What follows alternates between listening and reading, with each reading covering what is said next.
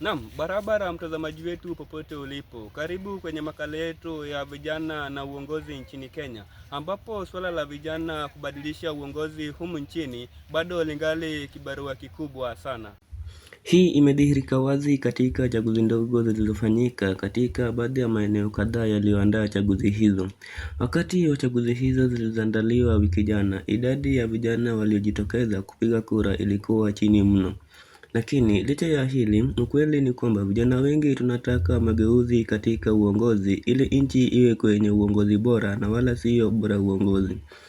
Hata hivyo, kweli ni kwamba hatujui uongozi huu bora tuko nao vijana sisi wenyewe.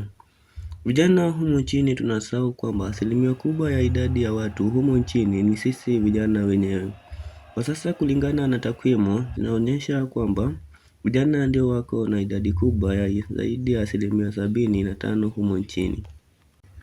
Lakini sasa swali ni je, vijana tunawezaje kuleta uongozi bora serikalini humu nchini?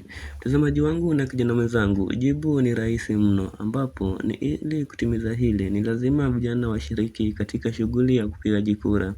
Ni vyema kukumbuka kuwa shughuli hii kwanza linamtaka kila mmoja wetu kutafuta vitambulisho vya taifa kwa wasiokuwa navyo. Pili, ni lazima tujiandikishe kama wapiga kura, na wakati shughuli ya upigaji kura ikifika tushiriki pia. Kwa kufanya hivi, vijana tutasaidia kuleta uongozi bora humu nchini kwa kuwachagua viongozi bora. Vile vile tutasaidia kuchagua vijana wenzetu walio na maono na mipango mema ya maendeleo kwa nchi yetu. Vijana tukumbuke, silaha ya kukomesha uongozi mbaya sio hasa maandamano ya mara kwa mara, ila silaha tuko nayo mikononi mwetu na ni kubadilisha uongozi mbaya kupitia kwa njia ya kushiriki kwenye uchaguzi ili kuchagua uongozi bora. Umekuwa nami mtangazaji wako David Msando katika makala haya ya vijana na uongozi humu nchini.